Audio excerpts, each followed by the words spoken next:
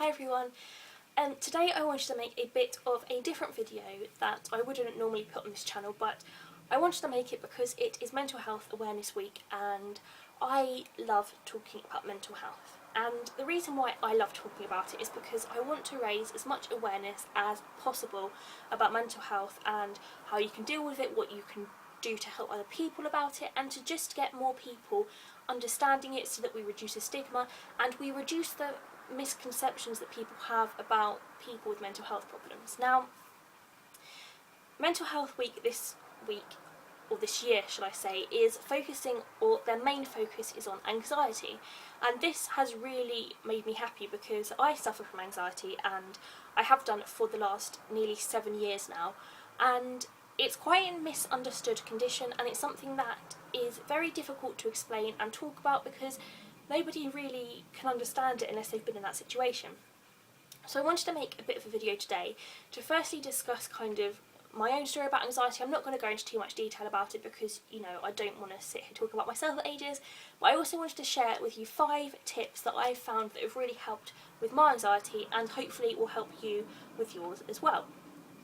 So the first thing I wanted to say before I get started on any of it is that when I talk about things like this, I'm not doing it for sympathy or for attention, because in the past when I have written blog posts or I've made other videos on my other channel, people have said to me, you know, oh, why are you doing it? Is it because you want sympathy? Is it because you want attention? And I cannot tell you enough that that is not why I'm doing it.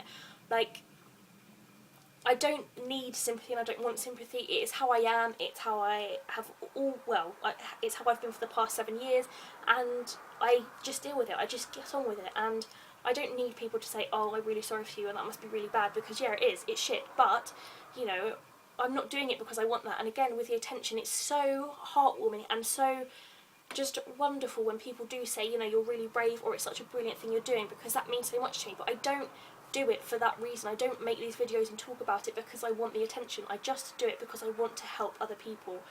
And that's kind of one of the things that really upsets me, is because I have had nasty comments from people in the past saying, you know, I'm just doing it because I want the attention and to be seen as a really good person, and I cannot stress enough that that is not why I do these things.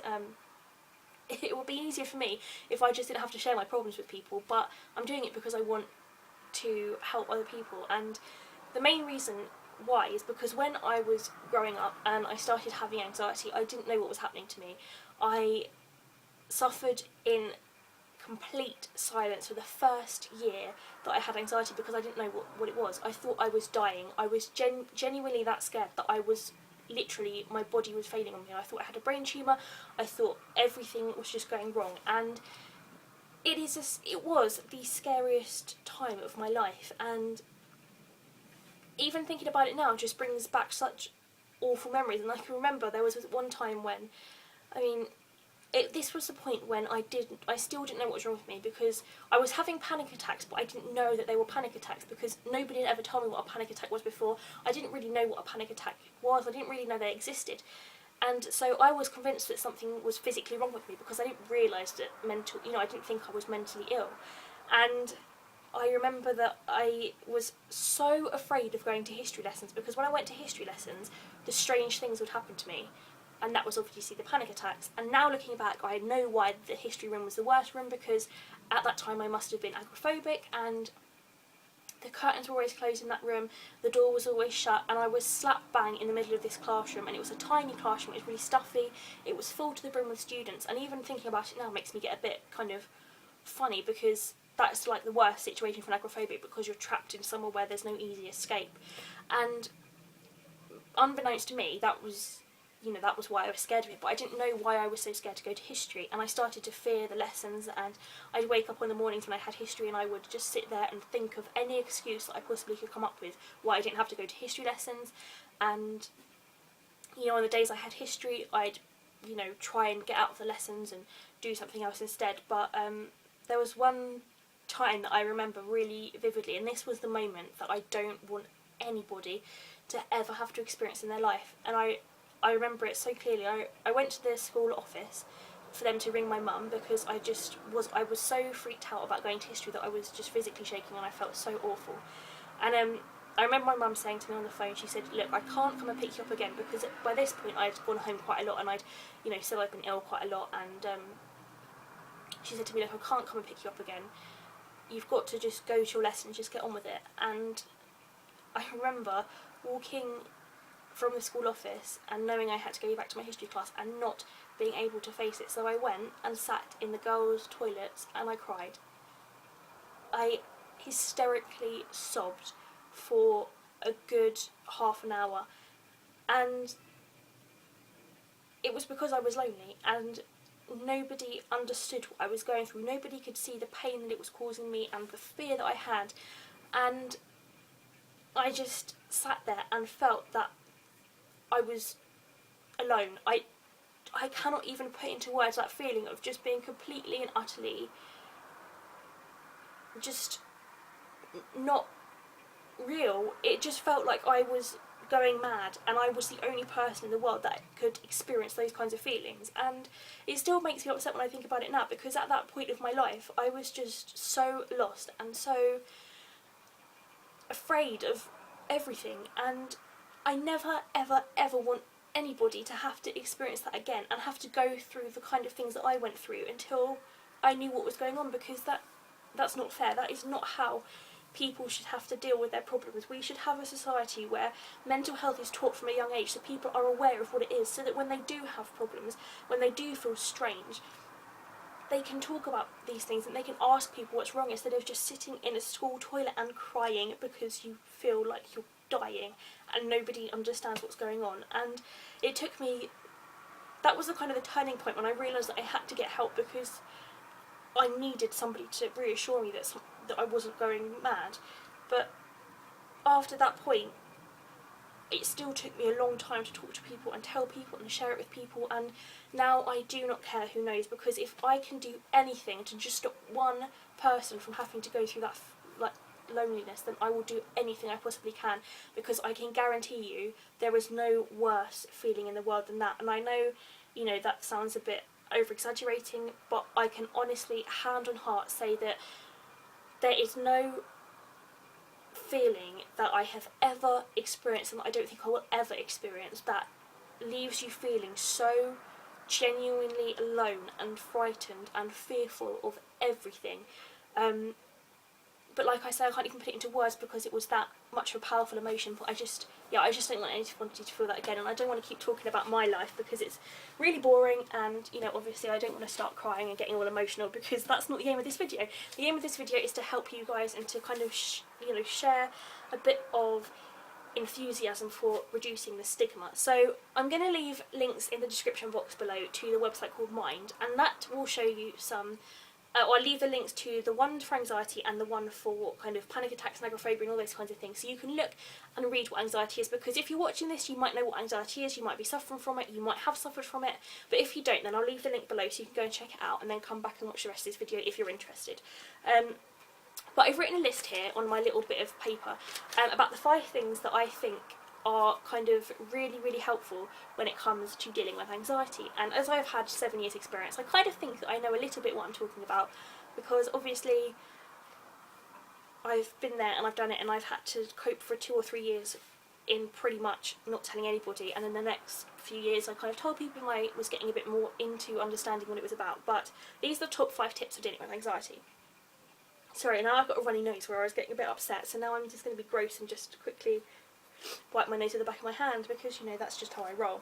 So the first one, my number 1 tip, is learn what is going on in your mind. Now I know that sounds a bit silly and a bit strange, but until I really understood the thought processes and the way that anxiety worked, I couldn't even begin to try and make a difference, because until you understand that it's like a vicious cycle, and until you understand that the way that you think then elicits a physiological reaction, and then because you've got that physiological reaction, you then have a psychological reaction, but because of your psychological analysing of the physiological reaction, you then have a more of a physiological reaction because of your psychological reaction. If this makes sense, see, I can't even explain it, but it's basically when your body does something and your mind thinks, oh my god, am I dying, my heart's beating faster, instead of your heart slowing down and just getting back to its normal rate, your heart starts to beat even more faster because you're thinking, am I dying? And your heart's thinking, oh my god, this is really scary. And it's like a vicious cycle, and it's until you can intercept that thought. So when your heart starts to beat faster, instead of going, I'm dying, you could say, oh, my heart's beating a little bit faster at the moment, maybe I'm walking a bit too fast, maybe, you know, it's a bit hot or something. Until you can, like, kind of get into your brain and stop those thoughts of complete terror and death happening, then you're not going to be able to kind of get very far. So one of the things that I've done is I've read a lot of self-help books, and I'm going to show you now the books that have helped me. And over there, so I'm just going to go and get them 1 second. So this is my pile of self-help books, and as you can tell, I have had years of trying to find one that helps. But the one that helped me the most was this one. Now this is the cheapest one as well. This is, I think it's only about £2 or £3 on Amazon. I will leave a link as well below. And it is called An Introduction to Coping with Panic by Charles Young. Now this is mainly about panic because that was my main problem with anxiety, but you can get one that's about general anxiety for like generalised anxiety disorder as well. But this is just an example of one. And what it does is it talks you through what everything is. So the first part is anxiety and panic, and it tells you all about panic and what panic is. Then there is, oh, it's going to take me forever to get through this. Then it's got what is a panic attack, so it talks you through what a panic attack is. Then it's got the panic attack vicious cycle, which is just what I was talking about. And it's then got the diagrams, as I was trying to explain but not very well. And it's got other parts about the thoughts of things that go through, and then it's got the coping with panic section, and then it has the, oh goodness me, and then it has kind of a list of other things that might help in terms of your general health and kind of other websites and things to go to. But this isn't just like a kind of, what's the word, like a static book that you just read. It's kind of a workbook, and you've got parts in it where you can fill in the gaps and like tick off the things that you suffer from. And it's kind of one of those books that you can kind of engage with, and you can either photocopy the pages or you can just, you know, write in them straight away. But it's all about kind of making tables and learning and understanding the way that you behave is learnt behaviour, and that it is all about, you know, the way that you have changed your brain to think. Another great book that I used was this one called Gaining Control of Your Life, and I got this when I went to CBT. I don't think you can get these online, but if you perhaps go and see a GP, you might get one of them. And I used to fill in, this is all what I used to fill in. This was the anxiety monitoring diary.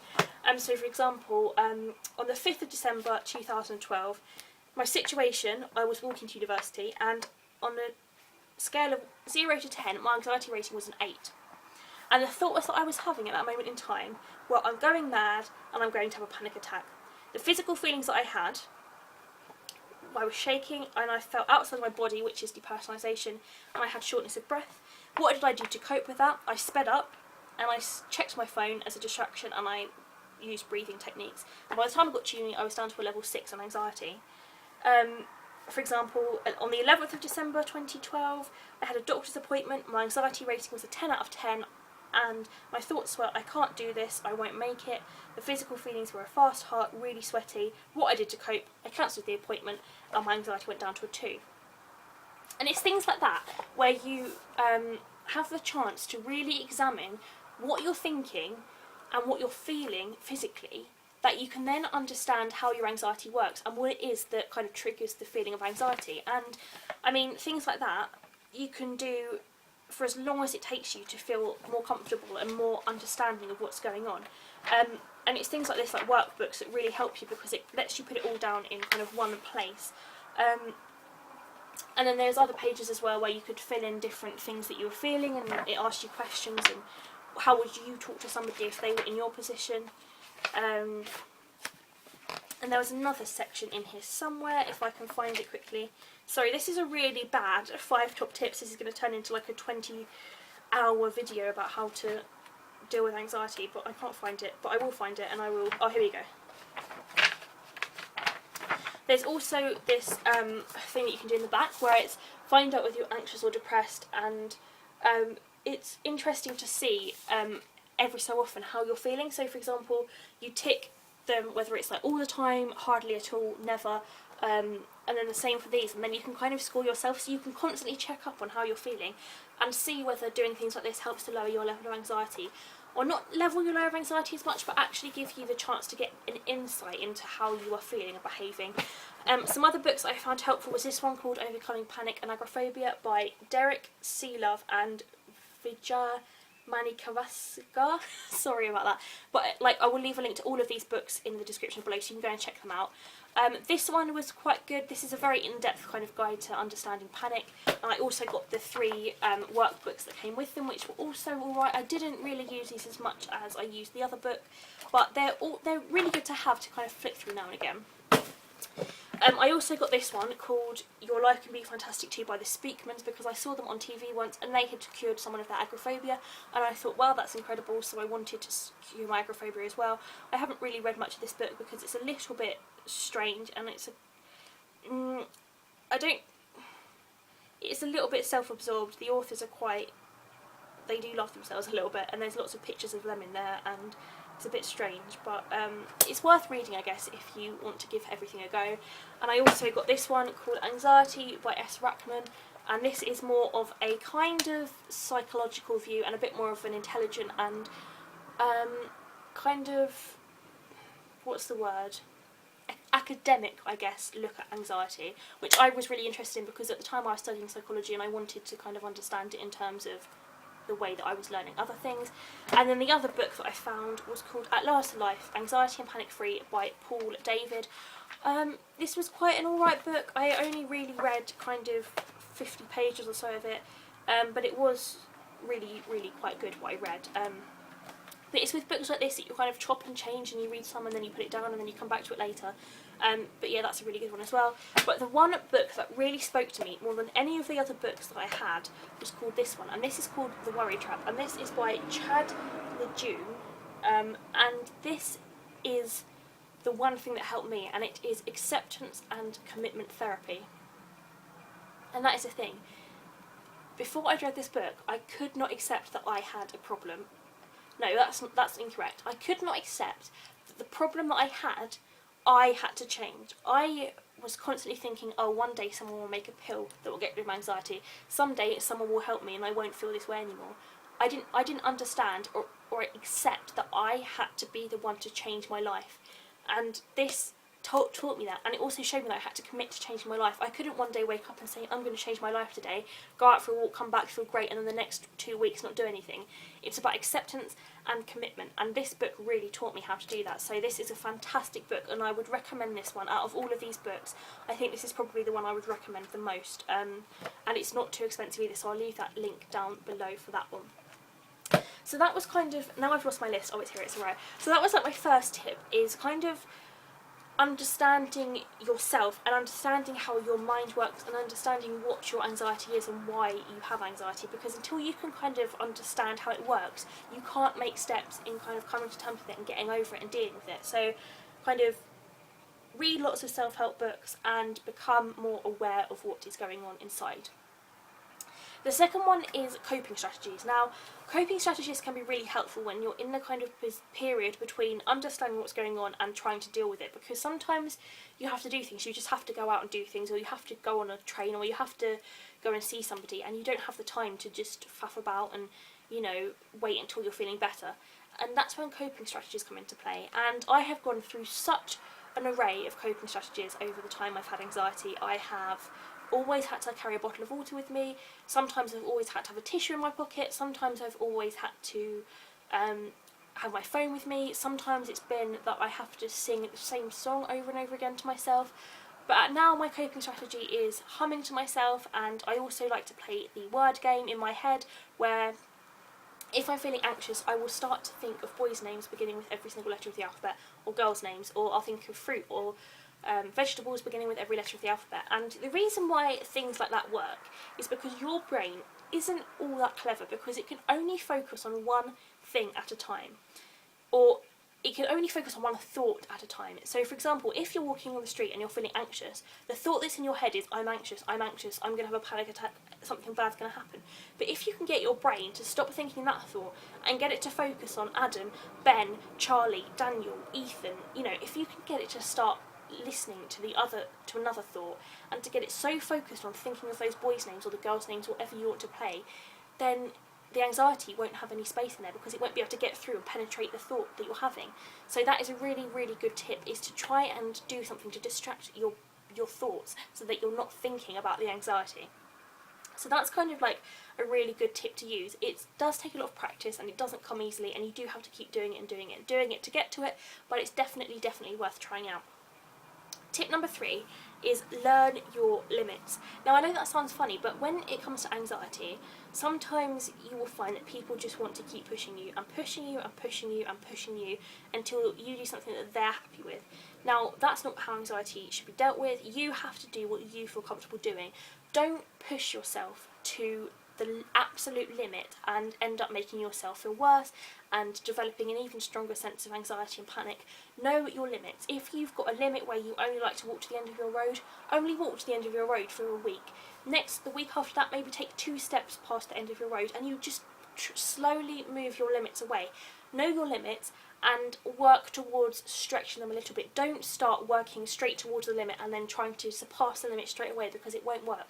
You have to understand where your limits lie and slowly kind of progress so that you can get away from those boundaries that you kind of set around yourself. Tip number 4 is talk to people. Now I know that sounds strange, but talk to people about how you're feeling, talk to people about what they can do to help you, because I think a lot of people, when they're anxious, find it embarrassing to talk about it. I did, because, you know, everyone says, well, I'm anxious, I have anxiety, but they don't understand that anxiety can become chronic and be debilitating and interfere with every single day life. So definitely talk to people about it and try and get them to understand how you're feeling and tell them your limits and get them to understand, so when you go somewhere they're not pressuring you into doing something that you don't want to do. That's a great one as well. And also talking to somebody can help you in terms of going to see a GP, seeing a counsellor, seeing a CBT therapist, seeing a friend, seeing a teacher, perhaps a family friend, just anybody who will listen. Talk to them about it and see what they want, you know, what they can offer you and see what they can do to help you. And tip number 5 is try and learn how to breathe, because again, that sounds silly, but when we are anxious we don't breathe properly. We take very shallow breaths that come from our chest, and I'm sure if you ever go out, you will find that you're just like that, you're breathing really heavily, and it's all from here because you're trying as fast as you can to get blood to your brain and whatever you're doing to kind of try and counteract it. But because you're doing that, that's causing a physiological reaction, which is then making you panic. So you want to breathe from your stomach, and the way to do that is just to practice breathing in and feeling your stomach move, and then when you breathe out, feeling it contract. And is it contracting or restrict? Whatever it is, I don't know the proper term, but when you're breathing in, you know, feel it really into your tummy, and then when you breathe out, feel it leave your tummy as well. Don't take shallow breaths, because that really can affect anxiety. Obviously it takes a lot of practice to kind of learn to breathe like that normally, but I have found so many times when I've been in a situation and I'm anxious, I've thought about my breathing and I've been breathing really shallowly, and as soon as I've just taken it down and I've breathed right in and right out, suddenly everything seems a lot clearer and calmer. So definitely worth looking at. One of the ways that you can do this and practice this is through mindfulness. Now, I was really dubious about mindfulness at first because it's kind of like a meditation thing, and I don't really have any kind of time for meditation because I always thought it was a religious thing, and it's not at all. Meditation is not religious. It has groundings in religion, and it is based on kind of Buddhist religion and the way that they choose to live their lives, but it's not predominantly a kind of religious thing. And it's basically about being in the present moment and living life in the moment rather than worrying about anything else that's happening and worrying about what could happen tomorrow, what happened yesterday. It's all about being present. And one book that really helps is called Get Some Headspace, and this is by Andy Puddicombe.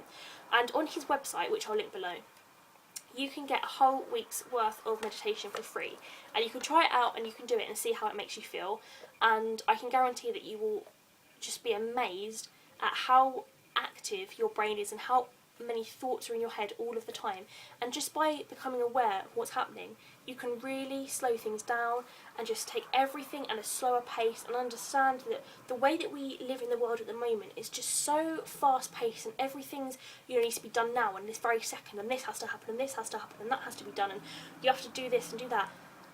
Just calm it right down and understand that actually those things have to be done, but they don't have to be done right at this second. It can be taken slowly, and everything just can be calm, and we don't have to keep up with the pace of this busy world that we live in. As long as we get done what we need to get done, that's fine. We can do that at whatever pace we feel we want to, and that is what it teaches you.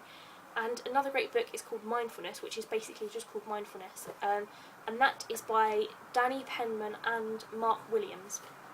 And with that book, you get a free CD, and the CD has all different types of meditation on them, and they talk you through it, and they are fantastic, and I pretty much do one every single day. There's one called the Body Scan, which is perfect for when you're trying to sleep, because I used to have insomnia and I really could never sleep, and I used to do that body scan one, and it basically just got you to lie down in bed and just go through all of your body and just scan your body with your mind and just work out how every single part of your body was feeling, and just breathing and just feeling alive and in the moment. And it's amazing how much calmer you feel after it. And one of the ones they do is called a 3-minute meditation, and that's basically one that you can do anywhere, whether you're in the train, walking down the street, and it's just basically breathing. And it's so amazing how something like that can radically change the way that you feel about things. And I do the 3-minute meditation quite a lot, especially when I'm feeling anxious, and it's amazing what a massive change it can have. So yes, definitely something that you should check out. So also the last thing I wanted to say is, when you're anxious, you often feel self-conscious about things.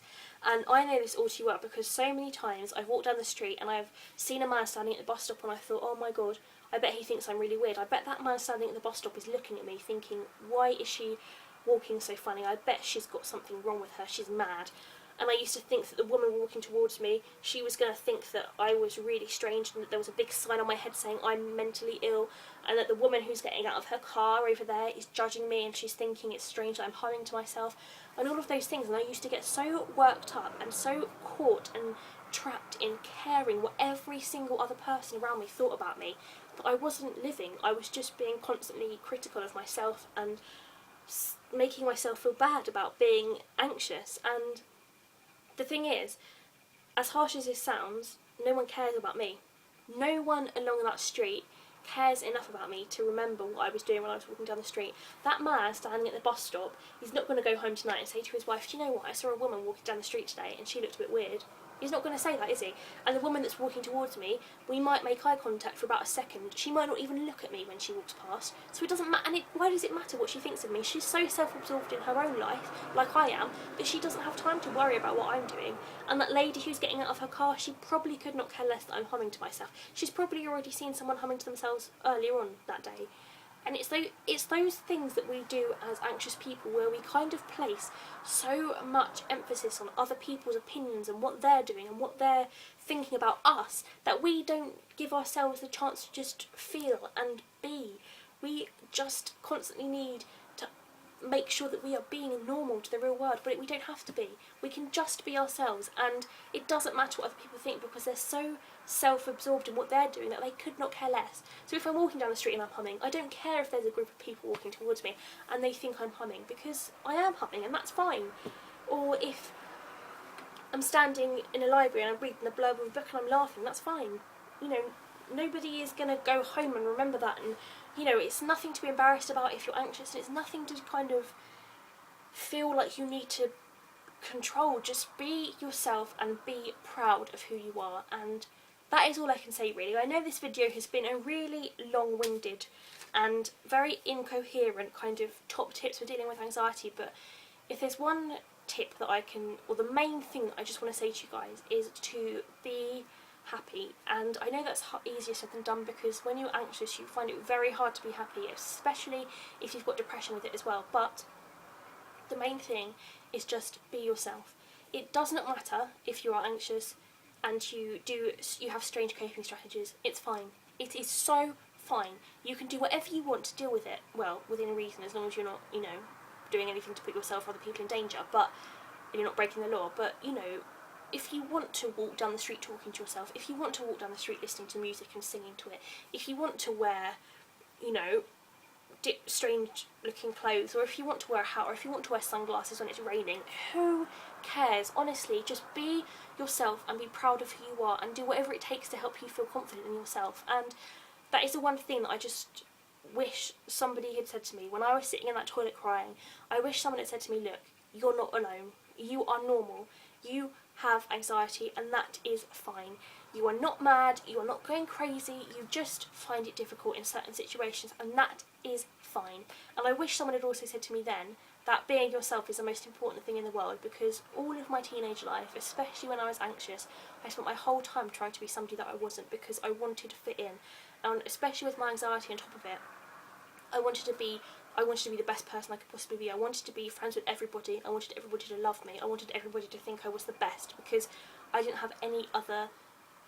think I had any other redeeming factors, because I thought I was mentally ill and that was enough, and I overcompensated to cover that up. And I wish someone had just said to me, look, it's fine, you can be like this, and you can still be happy, and you can still have friends, and you can still make a life for yourself. It's not a death sentence, it's not, you know, the end of the world if something happens, and at the time it feels like it. It feels like the end of the world has come, but I can guarantee you that you can get through it, and just by understanding what is happening in your head, learning some coping strategies, trying to talk to people about it, and by just being more aware of what's going on, you can deal with it, and you will be amazing at whatever you choose to do in life, because you cannot let the anxiety hurt you anymore. And I'm still learning that. The anxiety still sometimes crops up, but I am learning to deal with it even more now. And it's taken me a long time. It's taken me 7 years to finally get to a point where I feel confident and comfortable in myself, and I feel like I understand everything that's going on with me. So it's not going to be easy, it's going to take some time, but I promise you that it'll be worth it, because as soon as you get your life back and you feel like you've got some independence and you feel like you are no longer, because it sounds strange to say this, but I used to say to myself, I'm Laura, the one with anxiety, or I'm the girl with anxiety, but now I'm Laura. I am just Laura, and yes, I have anxiety, but I also have brown hair, I also have brown eyes, I also have size 6 feet, I also have clothes on. It's just, anxiety is not the defining factor about me at all, and for so long I made it that thing, but it's not. It doesn't define who I am, it's just something about me. And that is the thing that we just have to learn, is that we can't let it define us. We just have to be ourselves and enjoy life and be happy.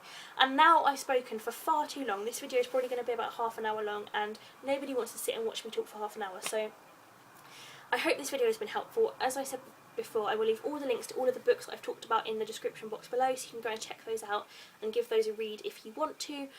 Thank you so much for watching this video, and like I say, it is Mental Health Awareness Week, so anything that you can do to help support it will be incredible. And like I say, thank you so much for watching this video. I hope it has been helpful, and I will see you again very soon. Bye guys.